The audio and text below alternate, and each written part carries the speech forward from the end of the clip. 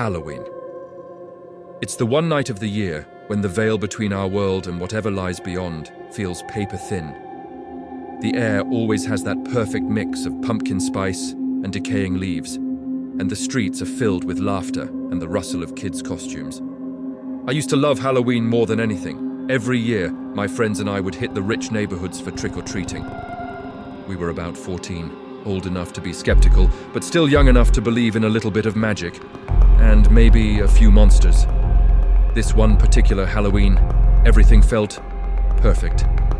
The air was crisp, the candy halls were massive.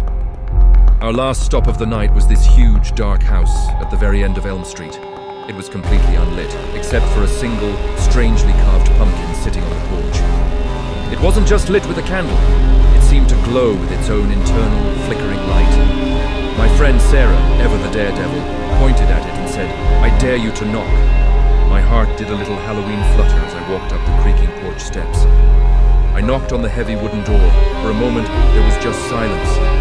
Then, a low, raspy whisper seemed to crawl right out of the pumpkin itself. Not from behind it, not from inside the house. It came from within the pumpkin, and it said, "You shouldn't have come." My blood turned to ice. I stumbled back, but Sarah just laughed it off. "Relax, it's just someone with a speaker hidden inside." We decided we weren't leaving empty-handed. We'd each grab one piece of candy from the bowl next to the pumpkin, and then make a run for it. As I reached for a chocolate bar, the pumpkin's light flared up, and that same whisper echoed again, but louder this time. "One of you belongs to me."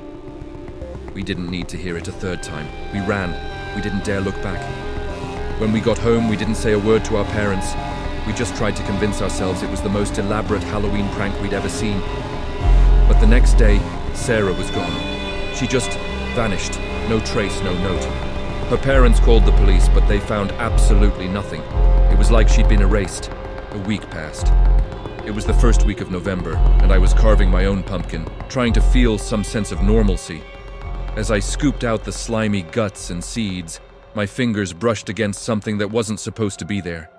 It was a tiny, dried-up piece of paper. I unfolded it carefully. On it was a crude drawing, a little stick figure of a girl holding a chocolate bar, standing next to a house with a single glowing pumpkin on the porch.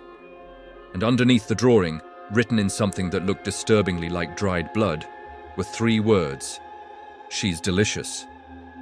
I never saw Sarah again, and I've never carved another pumpkin since. Now, every Halloween, when I see a jack-o'-lantern's glowing smile, I can't help but wonder if it's watching me, if it's waiting for someone else to be brave enough, or foolish enough, to take its candy.